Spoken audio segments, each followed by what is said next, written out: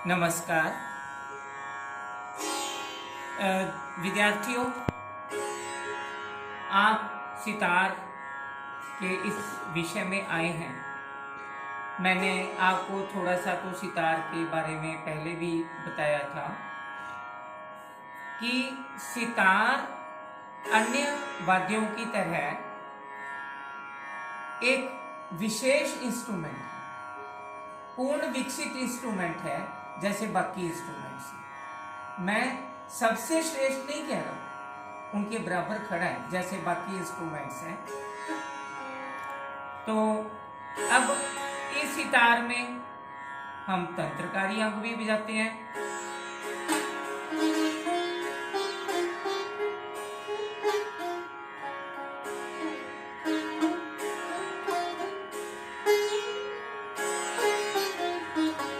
तो अब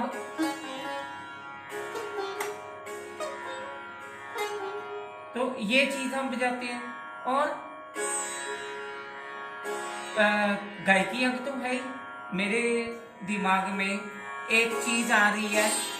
बठिंडा के विजय सचदेवा जी थे, तो उन्होंने एक कंपोजिशन बनाई थी यमन में, माँ सरस्वती की वंदना की। वरदे वरदे वरदे वीणा वादिनी। अब मैं इसको सितार पे दिखाता हूँ।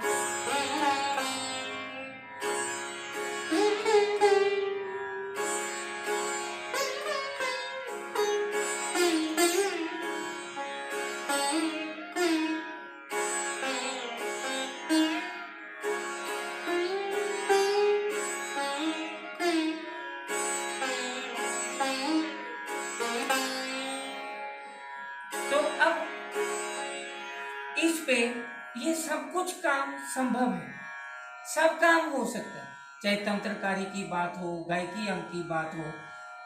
तो ये सितार एकदम से विकसित नहीं हो, इसके विकास में काफी समय लगा है। तो आज हम इसके इतिहास की बात करते हैं। 13वीं-14वीं शताब्दी में अलाउद्दीन खिलजी के दरबार में हजरत अमीर खुसरो एक प्रसिद्ध कवि और संगीतज्ञ हुए। उन्होंने इस प्राचीन वीणा के आधार पर मध्यमादी वीणा बनाकर उसमें 3 तार लगाए और उसका नाम सहतार रखा। उसमें 3 तार लगा के उसका नाम क्या रखा? सहतार। सहतार। तो फारसी में सह का अर्थ होता है 3। इसी आधार पर उन्होंने इस वीणा का नामकरण सहतार रखा। उस वक्त से इस सहतार पर 2 लोहे और एक पीतल की तार और 14 पर्दे होते थे।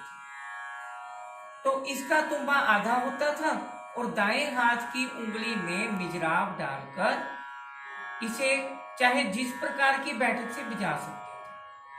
धीरे धीरे इसमें तारों की संख्या बढ़ती गई और 1719 में मुगल बादशाह मोहम्मद शाह के समय में इसमें 3 तार और बढ़े। इस प्रकार ये सहतार 6 तार का होकर कुछ समय तक और चलता रहा।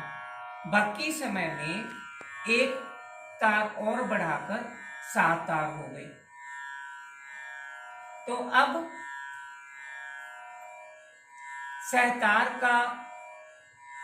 सहतार की जगह नाम बदल बदल कर इसको सितार का रूप दे दिया गया। तो क्योंकि सहतार तो तभी था ना जब 3 तारें होती थी, तो अब 7 हो गई तो सितार हो गया। भले ही अमीर खुसरो ने 1316 में इसका आविष्कार किया, इसके साथ साथ तानसेन के पुत्र सूरत सेन ने इस सितार में काफी परिवर्तन किया। इसके साथ साथ सूरत सेन के वंश के अमृत सेन और निहाल सेन ने इसके रूप में काफी संशोधन और परिवर्तन किया। सितार का हिंदुस्तान में सबसे बड़ा घराना जयपुर माना जाता है, क्योंकि जयपुर के बेजोड़ वादक अमीर खां थे, जिनके शिष्य उस्ताद इमदाद खां ने बहुत ज्यादा प्रतिष्ठा पाई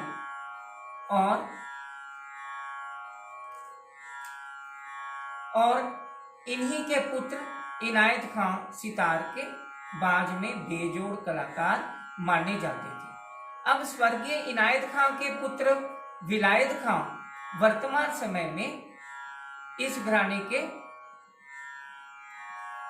प्रतिनिधि माने जाते हैं। इनका अभी कुछ ही समय में से पूर्व लगभग 10-15 साल पहले मतलब ये हमें छोड़ के चले गए उस्ताद विलायत खां।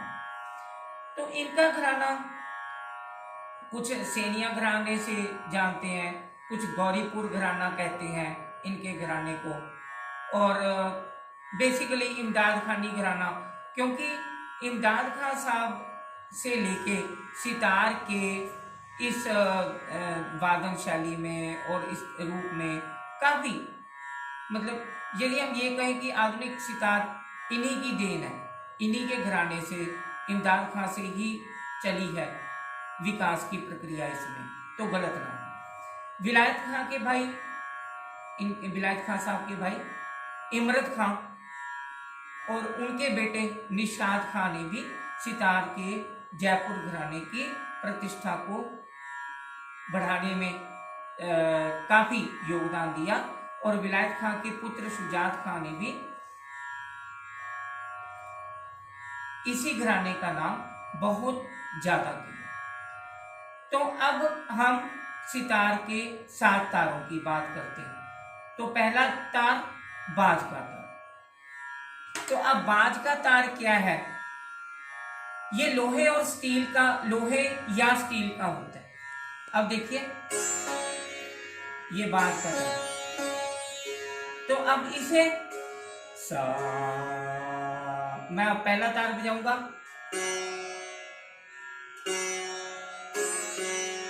तो ये कौन सा स्वर है? मा, मंद्रमा, ये।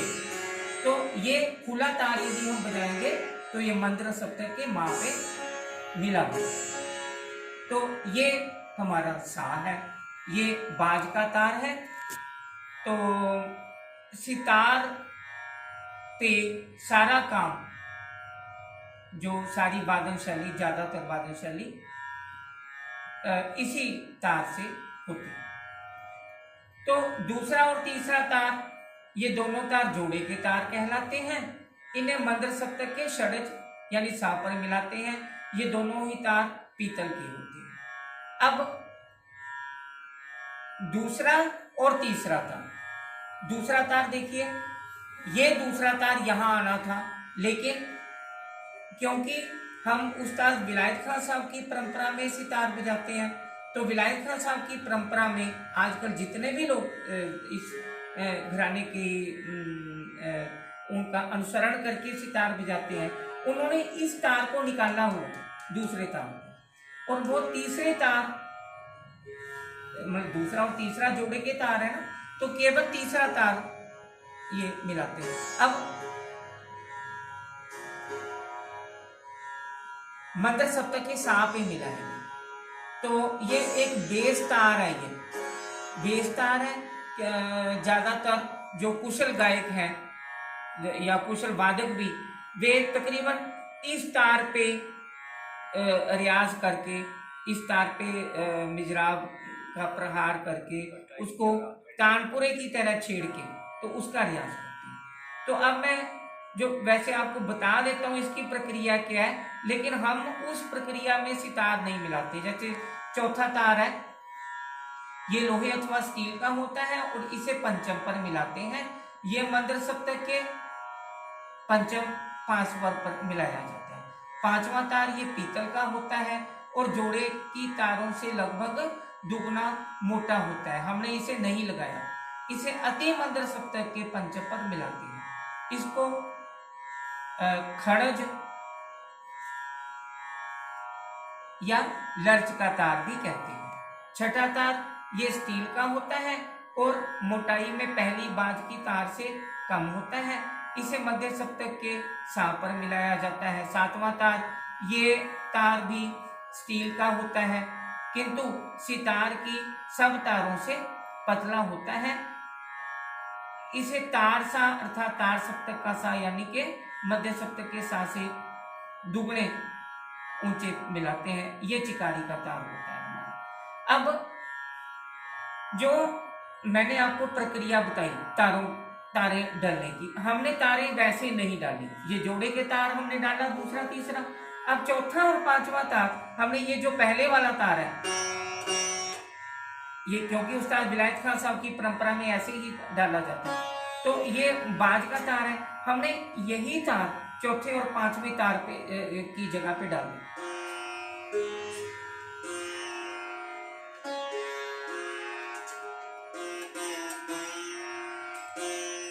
अब ये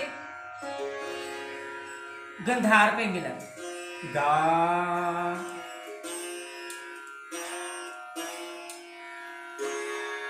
तो अब ये गंधार पे, ये पंचम पे।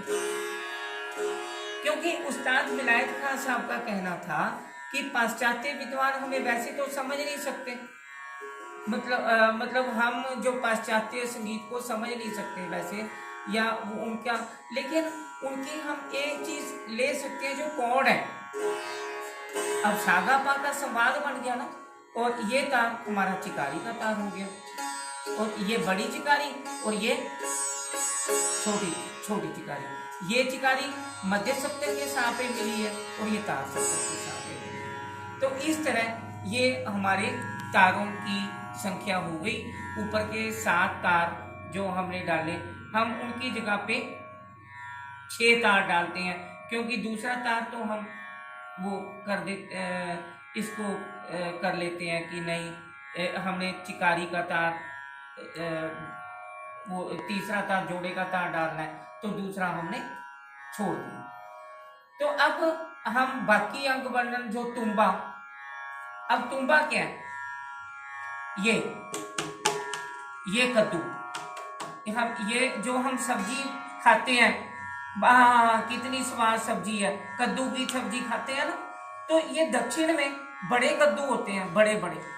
तो उन कद्दुओं को जैसे वो कद्दू उगते हैं, उन्हें सुखा के, उन्हें काट के एक शेप दे के उनका ये बनाया जाता है तुम्बा। तो अब ऐसे हम करेंगे। यदि हम शीशे पे मारें तो शीशा शायद बच जाए, लेकिन ये नहीं बचेगा। तो ये इतना बारीक होता है कद्दू, मतलब इसको हम तुम्बा। अब सितार के जितना भी सितार बजता है, हमारे सितार के तारों की सारी आवाज इसी पे ही निर्भर होती है। तो ये डांड के नीचे रहता है। अब डांड कौन सी, ये वाली, ये इसके नीचे आ गया। और अंदर से क्या है, बिल्कुल पोला हो और बहुत हल्का होता है। तारों के द्वारा जो झंकार पैदा होती है वह इस तुम्बे के कारण ही होती है। अब डांड सितार का सबसे मुख्य अंग समझा जाता है। ये सितार के ऊपरी भाग में एक लंबी लकड़ की तरह बना होता है। ये लकड़ अंदर से पोली होती है और उस पर एक तख्ती ढकी हुई होती है तथा इसे हम पर्दे की तांत कहते हैं, डांड कहलाती है। अब ये डांड जो है, ये वाला सारा ये डांड है। अब सारा एक अंग इसका महत्वपूर्ण है सितार का। ये अब देखो, ये सारा कुछ इसी पे है, पर्दे भी बंधे हुए हैं। पर्दे क्या है, ये सारा कुछ मैं आगे बताऊंगा। तो ये डांड है हमारी। गुल्लू, जहां पर डांड और तुम्बा जुड़े रहते हैं उसे गुल्लू कहते हैं। अब ये डांड यहां खत्म हो रही है और ये वाला जो भाग है ये गुल्लू है। ये जोड़ रहा है ना डांड और तुम्बे का, तो ये गुल्लू है हमारा। तो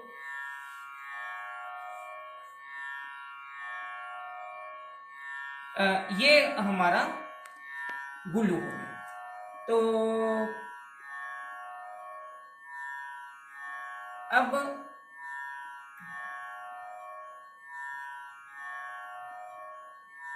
लंगोट, तुम्बे के नीचे के उस भाग को लंगोट कहते हैं जहां से तार शुरू होकर तुम्बे तक जाते हैं।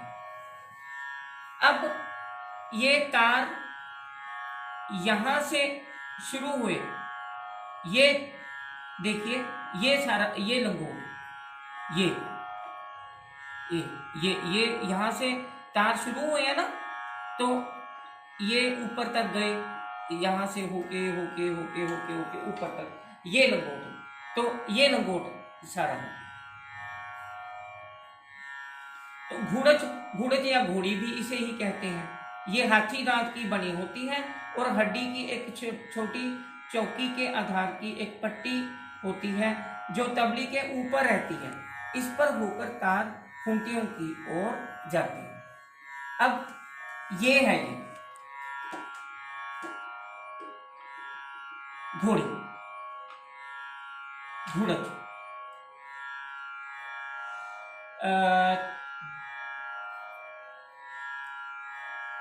ज्वारी, अब ज्वारी कौन सी है? ये जो हाथी दांत की बनी है, एक ये एक छोटी ज्वारी, एक बड़ी ज्वारी। अब आमतौर पे जो सितार के कुशल कारीगर होते हैं उनकी जो सितार का कमाल है वो यही कहते हैं, देखते हैं कितनी ज्वारी बनाते हैं वो कैसी। अब कई लोगों को मतलब आंस वाली ज्वारी अच्छी लगती है। अब जैसे मैं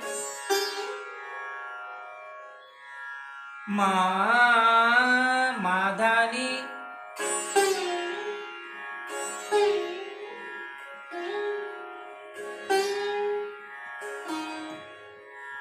तो ये सारा ज्वारी पर डिपेंड करता था कि किसी कारीगर ने हमें ज्वारी कितनी बना के दी। अब तबली, तबली कौन सी है? ये वाली,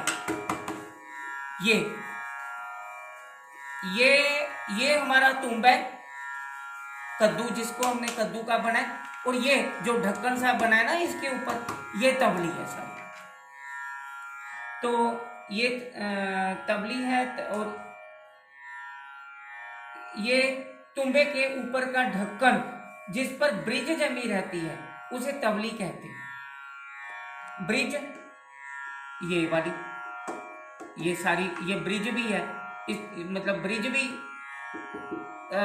इसी पे ज्वारी लगी हुई है ना, ये हाथी दांत की, ये ब्रिज है। तो ये हमारी तबली। तार गहन, सितार के अंदर के भाग की खूंटियों के नीचे हाथी दांत या हड्डी की एक आड़ी पट्टी होती है जिसमें कई छेद होते हैं। इनमें होकर तार खूंटियों तक जाते हैं।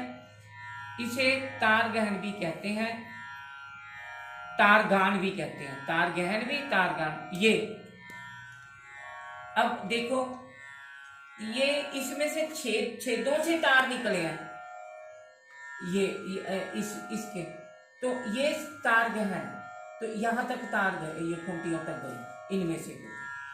तो अब ये पर्दे हैं लोहे के, जो सिलाई, लोहे की सिलाइयों जैसे मुड़े हुए होते हैं ये। तो और ये तांत या तंदी है ये, इसको ये मतलब छोटी छोटी वो उनकी होती है, जो जैसे बहुत बारीक पतली तार जैसी।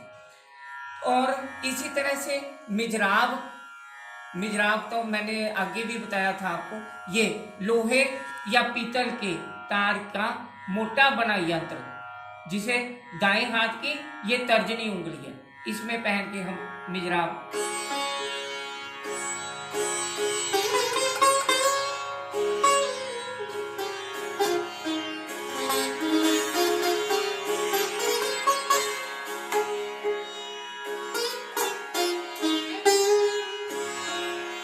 तो ये मिजराब है। दा रा मुख्य दो बोल है, इनसे दिर बनता है, वो मैंने आपको बताया था, रदा द्रव। ये सारा सितार का जो भी काम है, तो ये मतलब मेजराब है छोटी सी लोहे की, लेकिन इसके गुण बहुत बड़े हैं इस मेजराब के। तो आज हमने सितार कैसे आया, कहाँ से इसका आविष्कार हुआ, आजकल इसकी क्या स्थिति है, और आजकल इस अभी बुद्धादित्य मुखर्जी हैं, ये कमाल कर रहे हैं। उन्होंने क्या किया है, इस पे छोटी छोटी चाबियां लगा दी हैं, या ये जैसे ये चिकारी है, चिकारी पे भी छोटी छोटी छोटे मणके लगा दिए और उन पे चाबियां और उन पे जैसे पिकअप वगैरह लगा के, क्योंकि नेचुरल है कि गोल्ड मेडलिस्ट है वो, इंजीनियरिंग का दिमाग है उनका। तो सितार हमारा आज जिस रूप में है, हमने बहुत जो कलाकारों की मेहनत और तपस्या से इस रूप को प्राप्त किया है। तो हमारा ये नैतिक कर्तव्य बन जाता है कि हम इसका अध्ययन करें और इसको बहुत अच्छे से अध्ययन करके अपने जो इस विषय में और भी अधिक नाम कमाएं। तो ये मेरा आज का वीडियो था, तो उम्मीद है आपको अच्छा लगा होगा। अच्छा लगे लाइक करें, कमेंट्स दें, दूर दूर तक सब्सक्राइब करवाएं, ताकि ज़्यादा से ज़्यादा विद्यार्थियों को इसका लाभ हो सके। तो इसी के साथ मैं आपको अच्छे शुभ दिनों की कामना करता हुआ नमस्कार करता हूँ। तो मिलते हैं हम अगले किसी वीडियो में। शुक्रिया।